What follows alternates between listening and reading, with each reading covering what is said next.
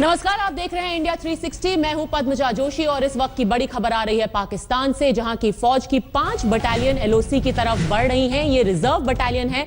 खबर है कि पाकिस्तान ने सभी फौजियों की छुट्टियां रद्द कर दी हैं। मंजीत नेगी हमारे साथ इस वक्त फोन लाइन पर जुड़ गए हैं।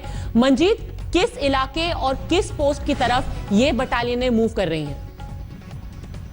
पद्मजा, पीओके में जो भारतीय सेना ने सर्जिकल ऑपरेशन किया उसके बाद से लगातार हमारी खुफिया एजेंसियां और तमाम एजेंसियां नजर बनाए हुई थी। उसी से इस तरह की जानकारी मिल पाई है कि पाकिस्तान ने 5 बटालियन यानी कि 5000 के आसपास अपने जो जवान हैं वो खासतौर से पुंछ और उरी के सेक्टर की तरफ उनका मूवमेंट हुआ है।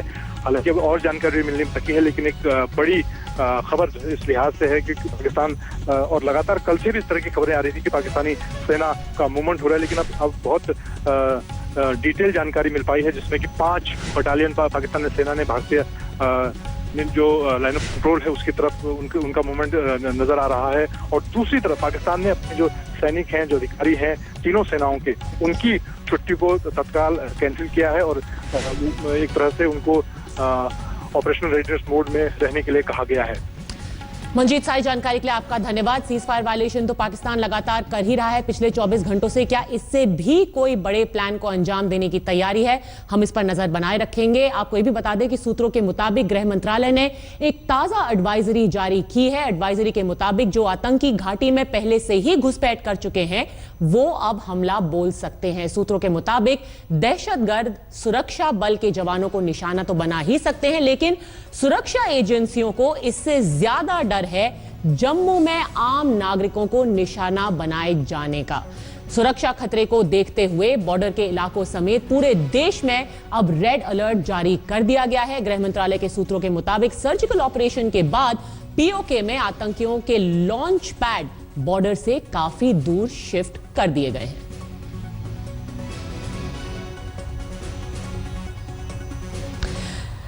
भारत द्वारा की गई सर्जिकल स्ट्राइक के बाद सीमा से सटे गांव में हलचल मची हुई है। लोगों से घर छोड़ने की अपील की जा रही है। आज तक के संवाददाता सीमा से सटे कई गांव में पहुंचे। आप भी देखिए सीमा से सटे गांव की ग्राउंड रिपोर्ट। ये 5 तस्वीरें सर्जिकल स्ट्राइक के बाद सीमा पर मची हलचल की गवाही दे रही हैं। लोग गृहस्थी लादकर गांव छोड़ रहे हैं ताकि सुरक्षित रहें। ये लोग अपना घर बार छोड़कर इसलिए जा रहे हैं क्योंकि सर्जिकल स्ट्राइक के बाद गृह मंत्री राजनाथ सिंह ने पाकिस्तान से सटे राज्यों के मुख्यमंत्रियों से बात करके बॉर्डर से सटे 10 किलोमीटर के इलाके को खाली कराने का निर्देश दिया है। बॉर्डर से सटे गांवों में किस कदर युद्ध की दहशत है वो देखिए। करगिल में नियंत्रण रेखा पर जबरदस्त तनाव बना हुआ है। हम इस वक्त दरअसल जीरो लाइन पे हैं। मैं आपको दिखाऊं, ये जो सारू नदी है जो करगिल से निकलती है, यहीं पर स्कार्दो के लिए जो है स्कार्दो के इलाके में दाखिल हो जाती है। और यहाँ जो कैमरा आपको ये गांव दिखा रहा है ये पाकिस्तानी गांव है और इसको भूत वाला गांव इसलिए कहा जाता है कि 1999 में जो शेलिंग भारत की तरफ से हुई थी, भारतीय सेना की तरफ से, उसमें ये गांव पूरी तरह तबाह हुआ था। पठानकोट में जीरो लाइन पर बसे 106 गांवों को खाली करा लिया गया है।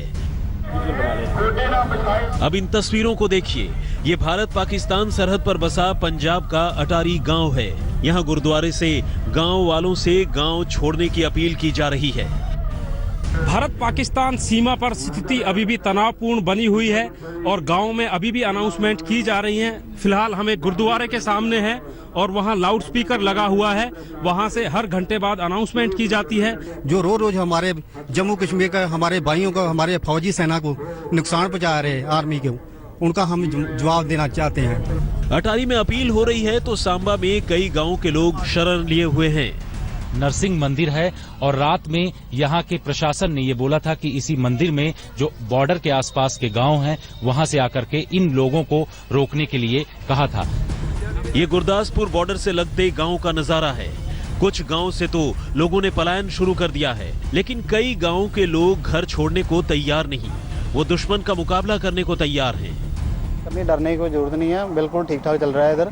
बाकी जैसे पाकिस्तान तो बोलता रहता है, उसका काम है बोलना, और अभी उसको जवाब मिल जाएगा तो अपने आप शांत हो जाएगा। सर्जिकल स्ट्राइक के बाद कहीं कहीं खौफ है। मगर कई जगह दुश्मन को मुंहतोड़ जवाब देने की तैयारी भी है। जीरो लाइन से अशरफ वानी, सांबा से जितेंद्र बहादुर के साथ सतेंद्र चौहान, अटारी आज तक। भारतीय सेना ने पाकिस्तान ऑक्युपाइड कश्मीर में घुस करके जो आतंकी लॉन्च पैड हैं उनको नेस्तनाबूद कर दिया। इस सैन्य कार्रवाई का जवाब देने के लिए पाकिस्तान कुछ भी कर सकता है, यहां तक कि सिविलियन इलाकों पर अब वो हमला कर सकता है। ये एडवाइजरी अभी हुई है गृह मंत्रालय की तरफ से।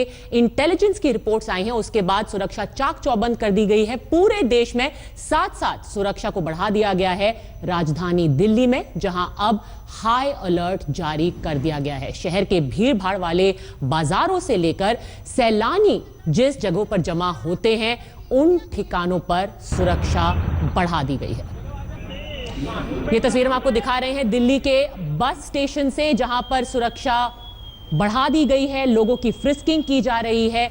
कनॉट प्लेस इलाके में भी सुरक्षा बढ़ा दी गई है। पार्लियामेंट स्ट्रीट भी एक ऐसा इलाका है जहां पर सीसीटीवी कैमरों के जरिए लगातार निगरानी रखी गई है।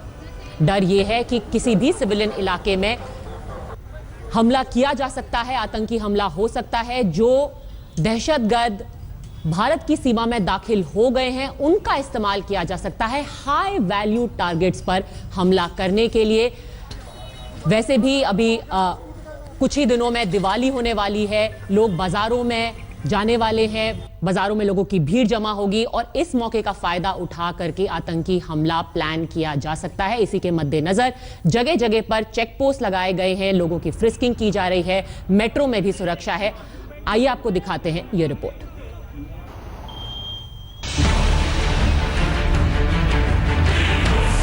दिल्ली के दिल कनॉट प्लेस में AK-47 थाने जवान हर खतरे से दो हाथ को मुस्तैद।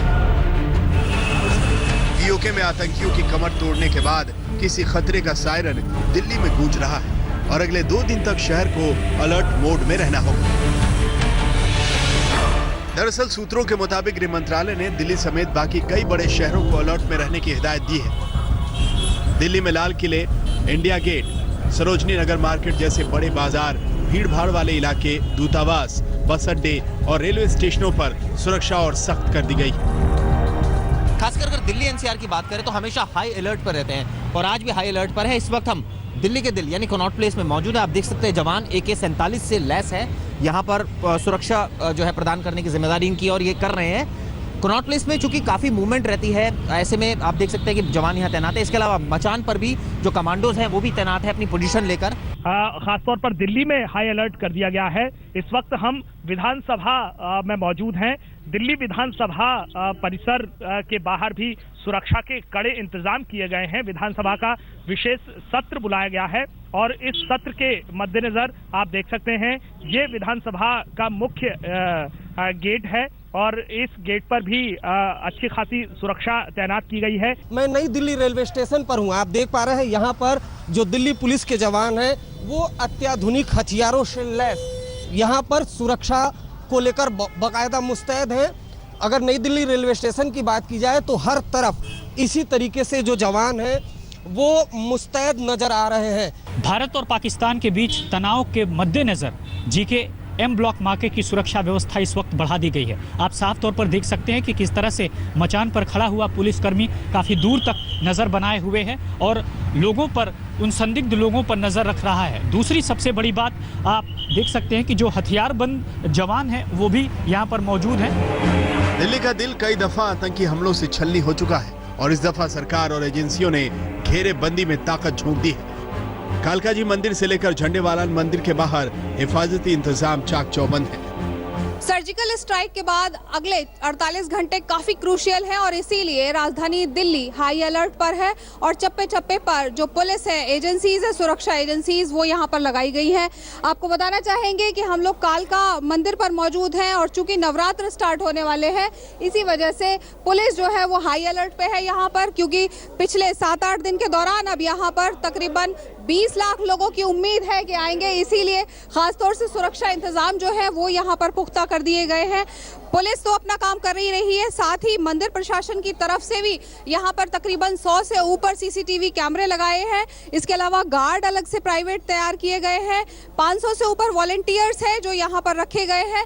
राजधानी हाई अलर्ट पर है तो दूसरी तरफ शनिवार से शुरू हो रहा है शारदीय नवरात्र। मां की भक्ति और आराधना का पर्व, लिहाजा न सिर्फ राजधानी के बाजारों में बल्कि मंदिरों में भी सुरक्षा बढ़ा दी गई है। तस्वीर हम आपको दिखा रहे हैं झंडेवालन मंदिर से, जहां पर आप देख सकते हैं कि बैरिकेडिंग आज से ही कर दी गई है और नवरात्र बेशक कल से शुरू हो रहा है, लेकिन अभी से यहाँ पर जो पुलिस है वो जांच में जुट गई है। आप देख सकते हैं तस्वीर झंडेवालन मंदिर की, जहां पर न सिर्फ बैरिकेडिंग है बल्कि दिल्ली पुलिस के जवान मुस्तैद है और यहां से आने जाने वाली सभी गाड़ियों की भी जांच पड़ताल की जा रही है।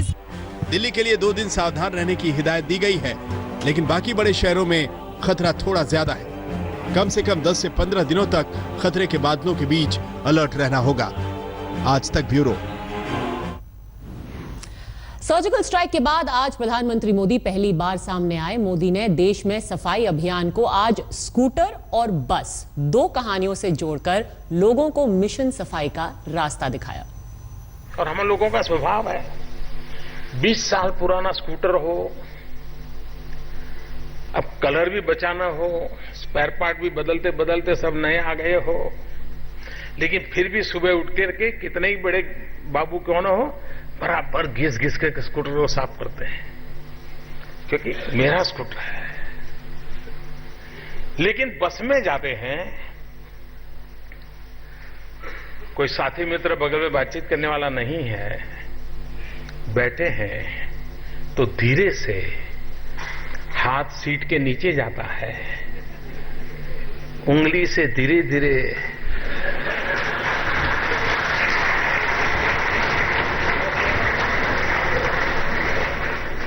उस सीट में एक छेद कर देते हैं और जैसे संकल्प करके बैठे हैं कि अगले स्टेशन पे उतरूंगा तब तक 3 इंच का तो बाहर से गोला निकाल दूंगा।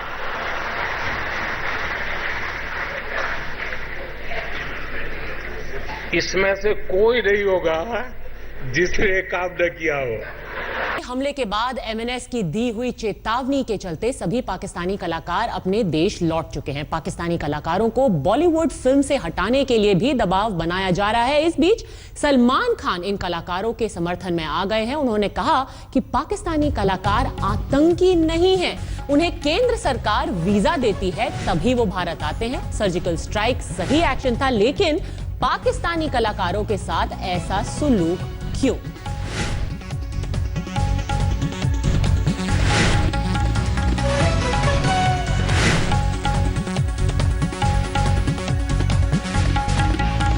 वो कलाकार है, ये 2 अलग अलग सब्जेक्ट्स हैं। वो टेररिस्ट थे, ये कलाकार है।